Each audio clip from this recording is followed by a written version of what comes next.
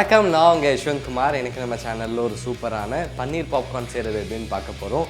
இதுக்கு முன்னாடி நம்ம சிக்கன் பாப்கார்ன் அப்லோட் பண்ணும்போது நிறைய வெஜிடேரியன் லவர்ஸ் சிக்கனுக்கு நல்ல ஒரு ஆல்டர்னேட் கேட்டிருந்தீங்க.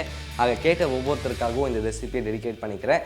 இப்போ இதுக்கு தேவையான இன்க்ரீடியன்ஸ் அண்ட் இது எப்படி செய்கிறது அப்படின்றத பார்ப்போம்.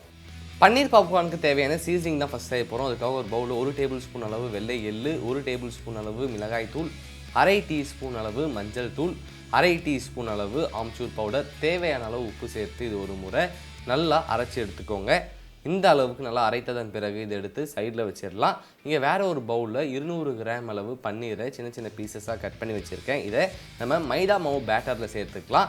இந்த மைதா மாவு பேட்டருக்கு நான் 100 கிராம் அளவு மைதா மாவில் 150 ml அளவு தண்ணி சேர்த்து கரைத்து வச்சுருக்கேன். இந்த பன்னீர் மைதா மாவு பேட்டரில் முழுமையாக கோட் ஆகிற அளவுக்கு இந்த மாதிரி நல்லா மிக்ஸ் பண்ணிக்கோங்க. மிக்ஸ் பண்ணதன் பிறகு எக்ஸஸ் மைதா மாவு பேட்டர் இல்லாத மாதிரி எடுத்து இதை நம்ம பிரெட் க்ரம்ஸில் சேர்த்துக்கலாம். எல்லா பன்னீரையும் எக்ஸஸ் பேட்டர் இல்லாத மாதிரி எடுத்து பிரெட் க்ரம்ஸில் சேர்த்துக்கிட்டேன்.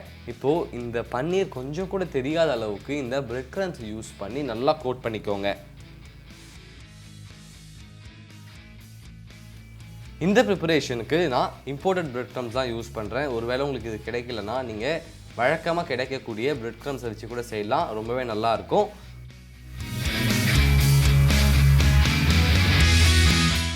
இந்த பன்னீரை முழுமையாக பிரெட் க்ரம்ஸ் மூலயமா கோட் பண்ணியாச்சு.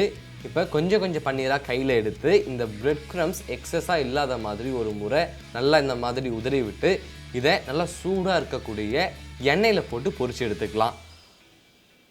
நம்ம இந்த பன்னீரை குக் பண்ணும்போது எண்ணெய் நல்லா ஹை ஃப்ளேம்லேயே வச்சுக்கோங்க. அப்போ தான் இது வெளியில் சீக்கிரம் பொன்னிறமாக மாறும். அதே மாதிரி பன்னீர் ஓவர் குக் ஆகாமல் நல்லா சாஃப்டாக இருக்கும். ஒருவேளை மிதமான சூட்லேயோ அல்லது குறைவான சூடில் வச்சு நீங்கள் பொரிக்கும்போது இதோடைய கலர் நல்லா பொன்னிறமாக வராது. அது மட்டும் இல்லாமல் பன்னீரும் ஓவர் குக் ஆகிடும். ஒரு 10லிருந்து 20 நொடி கழித்து இதை அடுத்த பக்கம் திருப்பி விடலாம்.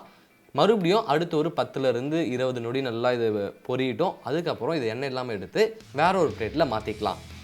அதே மாதிரி இந்த பன்னீரை பொரிக்கும் போது ஓவர் கோல்டன் ப்ரௌன் கலர் வர வரைக்கும் பொரிக்காதீங்க. லேசாக பொன்னிறமாக வந்தாலே போதும். வந்ததன் பிறகு இதை எண்ணெய் இல்லாமல் எடுத்து வேற ஒரு பிளேட்டில் மாற்றிக்கலாம். இதே மாதிரி மீதமுள்ள எல்லா பன்னீர் க்யூப்ஸையும் அழகாக இந்த எண்ணெயில் போட்டு பொரிச்சு எடுத்துக்கோங்க.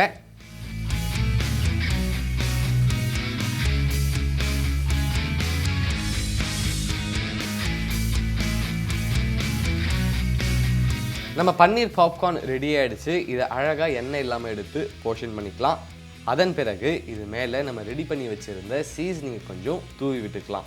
ரொம்பவே ஈஸியான டேஸ்டியான பன்னீர் பாப்கார்ன் ரெடி.